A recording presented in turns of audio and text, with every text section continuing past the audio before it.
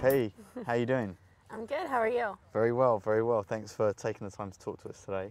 Of course. So, how you doing? How's training going? It's been going really well. I love the group, love the environment, and I've been training fast, so it's good. So, how are you feeling about where you are right now? Is the road to London? I had a really rough year in 2009, and since moving out here, I feel like I've kind of regained my love for the sport. I had a really good meet in Indianapolis, one of my best in season, so I feel like I'm setting myself up pretty good going into Shanghai. Tell me about 2009. Like, where were you mentally? I just was very burned out and, switched coaches and just kind of, I think, got a little bit too beat up and couldn't really get out of that hole, and just took me a good year to kind of build myself back up and really kind of recommit to the sport. How did you do that? Being able to learn how to just relax and try to just take all the expectations off and just have fun with it. Weekends are pretty important for me, just being able to have, Saturday morning and then have all Saturday and Sunday off to just, I don't want to talk about swimming, I don't want to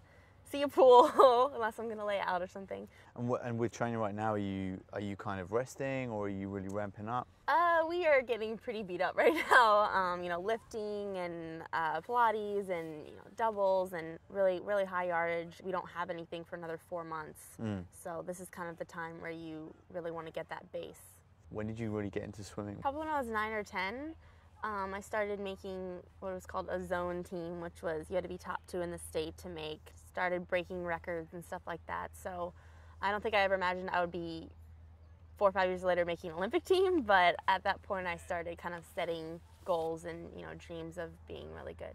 That one kind of thing that's really keeping me around is being able to get that gold, and at the same time I've also kind of put myself in the position where enjoying the process of training has really taken the pressure off of, if I'm in that final and worst case scenario, I don't win, I still will have enjoyed kind of the process. There's so many sacrifices you have to make. When you're 15 and 16 and it's kind of normal to go to bed at 9:30, 10 o'clock every night, but as you get to college and your friends are, staying out late and all that, sometimes I'll have that feeling like, oh, I wish I could be them, but then I stop myself and go, no, look how much you have and how many experiences you've been able to be a part of because you've made these sacrifices. I wouldn't take it back for anything.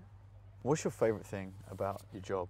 Just being able to go out there and feel really passionate about something.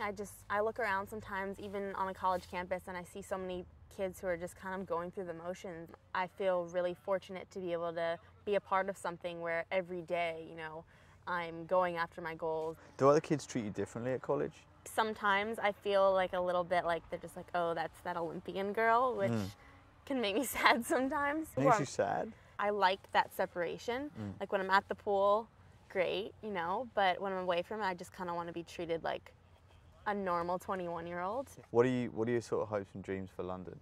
In Athens, I was just a scared little kid who had no idea what was going on. In Beijing, I had so many events, so many expectations. I feel like I left there and just didn't enjoy, I'm at the Olympics and I didn't really enjoy it. So really actually being able to enjoy my experience at an Olympic Games would be awesome.